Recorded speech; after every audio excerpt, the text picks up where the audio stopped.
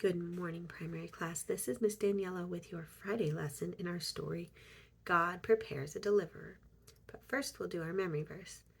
You should know it by now.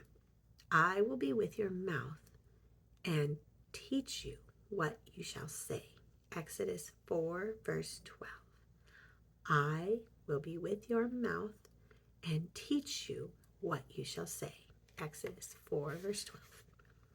Soon Moses was on his way back to Egypt. Aaron met him.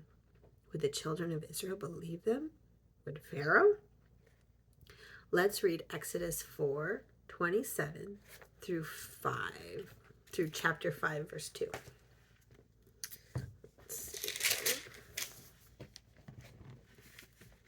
And the Lord said to Aaron, Go into the wilderness to meet Moses. And he went and met him at the mount of God and kissed him.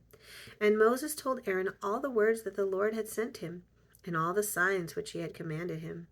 And Moses and Aaron went and gathered together all the leaders of the children of Israel.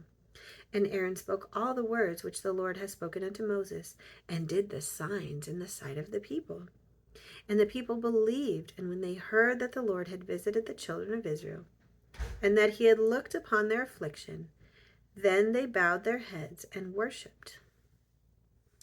And afterward Moses and Aaron went in and told Pharaoh, Thus saith the Lord God of Israel, Let my people go, that they may hold a feast unto me in the wilderness. And Pharaoh said, Who is the Lord, that I should obey his voice and let Israel go? I know not the Lord, neither will I let Israel go.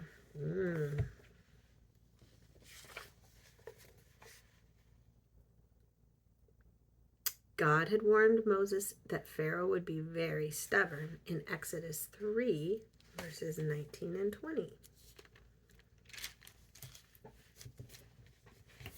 And he said, I am sure that the king of Egypt will not let you go, no, not by a mighty hand. And I will stretch out my hand and smite Egypt with all my wonders, which I will do in the midst thereof.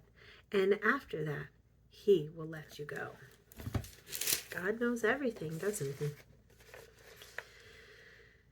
Pharaoh wouldn't even think of letting his slaves go anywhere. In fact, he was so angry at the idea that he became meaner than ever. We read about that in Exodus 5, verses 6 through 14. And Pharaoh commanded the same day that the taskmasters of the people and their officers, saying, You shall no more give the people straw to make brick. As heretofore, let them go and gather straw for themselves. And the tale of the bricks which they make there heretofore you shall lay upon them. You shall not diminish aught thereof. For they be idle. Therefore they cry, saying, Let us go and sacrifice to our God. Let there be more work laid upon the men, that they may labor therein, and let them not regard vain words. And the taskmasters of the people went out, and the officers and their officers, and they spoke to the people, saying, Thus saith Pharaoh, I will not give you straw.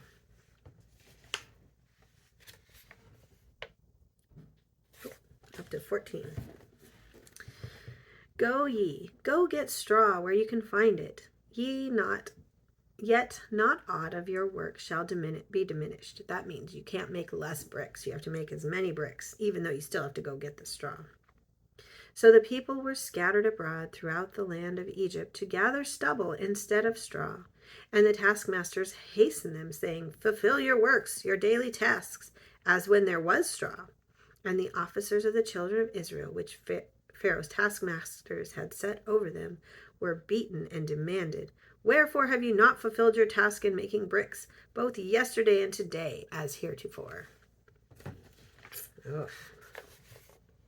The poor Israelites had been working very hard before, but now everything was worse than ever.